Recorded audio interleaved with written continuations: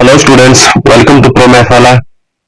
जैसे कि आपको पता है कि हमने जेके बॉस का मैथमेटिक्स का सीरीज अभी स्टार्ट किया है। हमने इसमें इंट्रोडक्शन टू ट्रिग्नोमेट्री का चैप्टर स्टार्ट किया है, जिसमें हमने इंट्रोडक्शन लेक्चर भी दिया है और हमने कुछ प्रैक्टिस क्वेश्चन आपको करवाए हैं, एक एग्जांपल की है। और उसके बाद हम एक्सरसाइज 8.1 हमने शुरू की, जिसका क्वेश्चन नंबर 1 हमने ऑलरेडी अपलोड किया है। आपसे गुजारिश है कि आप इंट्रोडक्शन लेक्चर जरूर देखें, क्योंकि मैथमेटिक्स में इंट्रोडक्शन ही लगभग पूरा का पूरा एक्सरसाइज होता है। क्योंकि क्वेश्चन डायरेक्ट करने से आपको वो वाला पर्टिकुलर क्वेश्चन तो आ जाएगा, बट अगर थोड़ा सा भी वैल्यू डिफरेंट हो गया, पैटर्न डिफरेंट हो गया, तो आपको क्वेश्चन करने में जो है प्रॉब्लम आ सकती है, दिक्कत आ सकती है।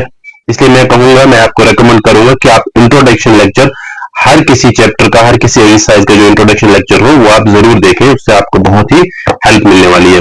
तो चलिए आज हम करते हैं एक्सरसाइज 8.1 जो हमने स्टार्ट की है। उसका पहला क्वेश्चन तो हमने कर लिया, जहां पे हमने निकाला था साइन ए साइन सी कॉस सी। और आज हम जो है क्वेश्चन नंबर 2 करने जा रहे हैं। क्वेश्चन नंबर 2 में क्या है, यहाँ पे देख के है इन फिगर 8.13, मतलब ये वाली फिगर है 8.13, find tan p minus cot और। तो हम देखेंगे कि इस फिगर, सबसे पहले तो हम फिगर ड्रा करेंगे, जो कि हमें दे के है। कल वाले क्वेश्चन में हमें फिगर नहीं दे के थी, तो हमें ड्रा करनी पड़ी थी। तो यहाँ पे हमें फिगर दे के है, तो वही वाली फिगर हम जो है यहाँ पे ड्रा करेंगे। हम फिगर देखते हैं, फिगर है पी क्यू आर, एक ट्रायंगल है, राइट एंगल, इसके साइड है पी क्यू और आर। यहाँ पे हमें बिल्कुल दिख रहा है कि राइट एंगल जो है वो एट क्यू है। तो इसका दो साइड हमें देखे हैं, एक साइड हमें 12 सेंटीमीटर है, एक साइड 13 सेंटीमीटर है। हम 12 को अभी परपेंडिकुलर या बेस नहीं कहेंगे, हाँ 13 वाले साइड को, जो कि पी आर है, इसको हम हाइपोटेन्यूज कहेंगे। क्यों? क्योंकि ये 90 डिग्री वाले के अपोजिट है। तो हाइपोटेन्यूज की डेफिनेशन क्या है, जो भी 90 डिग्री के अपोजिट वाला साइड है उसे हम हाइपोटेन्यूज कहते हैं।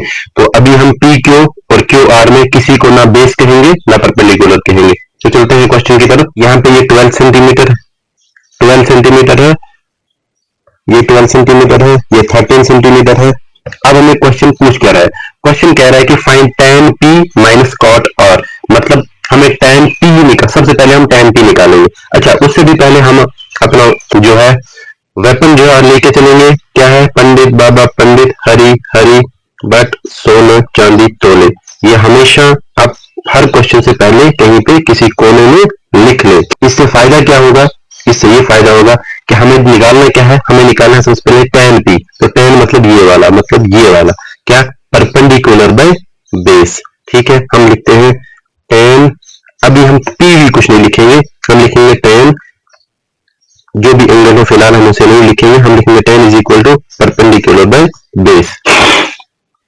अब आते हैं हम इस क्वेश्चन, इस डायग्राम में आते हैं कि हमें tan p निकालना है, मतलब एंगल, रेफरेंस एंगल जो है वो यहां पर है। तो चलो अब हम यहाँ पे p लिख सकते हैं, क्योंकि हम रेफरेंस एंगल ले चुके हैं at p। tan p is equal to perpendicular by base. तो अब हम देखेंगे इस रेफरेंस एंगल के अकॉर्डिंग कि परपेंडिकुलर कौन सा है।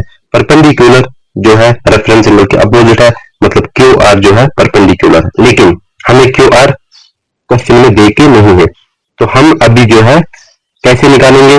अगर पिछला क्वेश्चन का पिछला लेक्चर अगर आपने पढ़ा होगा, तो उसमें हमने बिल्कुल दिखाया है बाय यूजिंग पाइथागोरस थ्योरम, यानी पीजीटी। हमें क्या मिलेगा, वो कहता है कि hypotenuse square is equal to perpendicular square plus base square.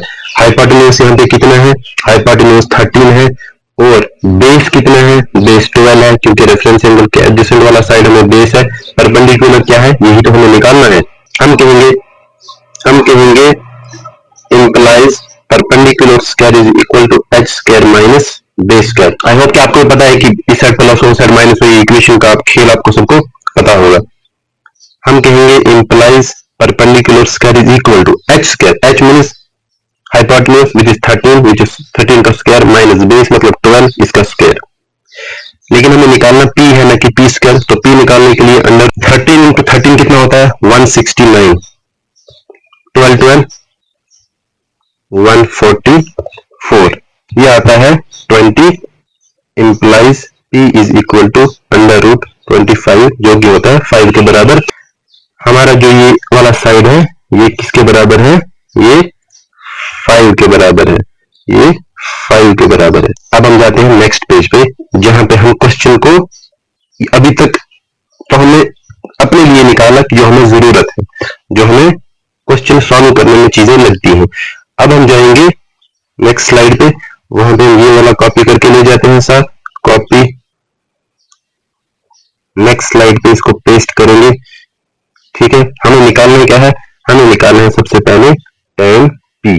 tan p किसके बराबर है, इस फार्मूला से देखिए, tan बराबर है परपेंडिकुलर बाय बेस, मतलब p by b is equal to, p by b is equal to perpendicular. Perpendicular कौन सा है, अगर ये रेफरेंस एंगल है तो इसके अपोजिट वाला परपेंडिकुलर है, मतलब फाई जो है वो परपेंडिकुलर है। क्यों आर परपेंडिकुलर है, उसका वैल्यू 5 है, हम लिखेंगे 5 बाय बेस, बेस हुआ एडजेसेंट वाला, मतलब यही वाला, कितना है इसका वैल्यू, इसका वैल्यू 12 है, तो हम लिखेंगे 5 बाय 12। हो गया ये।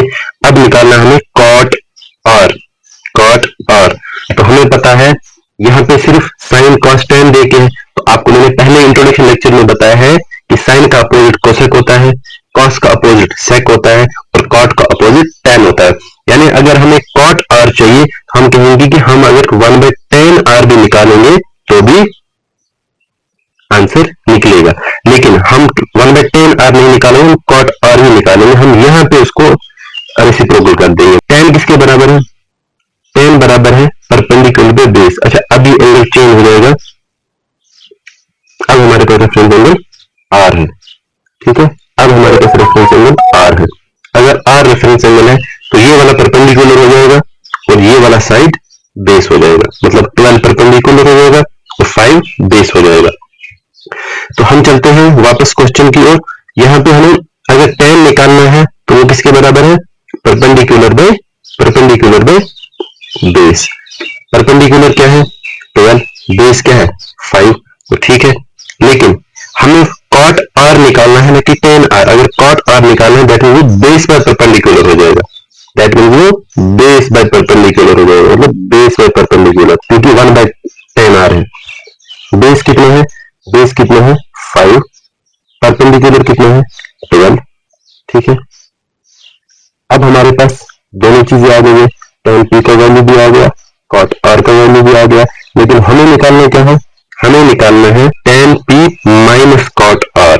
तो ठीक है, tan p minus cot r, tan p का वैल्यू क्या निकाला हमने, ये 5/12 और cot r का भी 5/12। इसका मतलब इसका आंसर जो है 0 आएगा।